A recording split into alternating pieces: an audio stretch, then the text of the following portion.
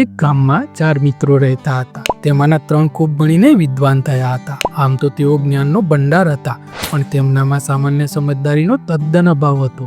ચોથો મિત્ર કંઈક ખાસ ભણ્યો ન હતો, પણ તેનામાં સામાન્ય સમજ ઘણી સારી હતી. એક દિવસ 4 મિત્રો પોતપોતાનું નસીબ અજમાવવા રાજાની રાજધાની તરફ જવા નીકળ્યા. રસ્તામાં જંગલ આવતું હતું. તેઓ હસી મજાક કરતા જંગલમાંથી પસાર થતા હતા. અચાનક તેમની નજર એક ઝાડ નીચે પડેલા હાડકાના ઢગલા પર પડી. 4 મિત્રો ધીરે ધીરે ચાલતા હાડકાના ઢગલા પાસે પહોંચ્યા. તેઓને થોડો ડર પણ લાગ્યો. પેલા વિદ્વાન મિત્રોમાંના એકે તો હાડપિંજરને બરાબરથી ધ્યાનથી જોયું.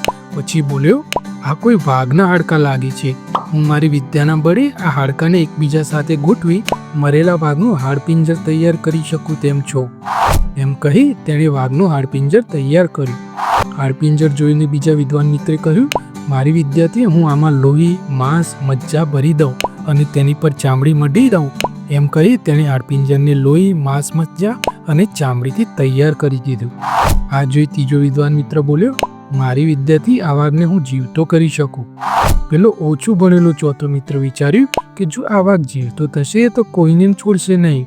તેણે સૌને ચેતવ્યા કે આ વાઘને જીવતો કરીને આપણે આપણા માટે કોઈ ખતરો ઊભો કરવો નથી.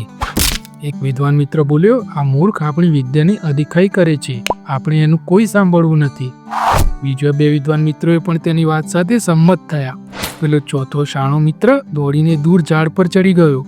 પેલા 3 વિદ્વાન મિત્રો તેના તરફ હસ્યા, તેની મજાક ઉડાવી. એક જણ બોલ્યો, સાવ ડરપોક છે. બીજો કહે, અદેખો છે, અદેખો. પછી પેલા ત્રીજા વિદ્વાન મિત્રે વાઘમાં પ્રાણ પૂર્યા કે તરત જ વાઘ આળસ મરડીને ઊભો થયો અને ત્રાડ પાડી પાસે જે ઉભેલા પેલા 3 વિદ્વાન મિત્રો પર તૂટી પડ્યો. તેમને ફાડી ખાધા. ઝાડ પર ચડી ગયેલો પેલો ચોથા મિત્રને તેની સામાન્ય બુદ્ધિ અને ડહાપણે બચાવી લીધો.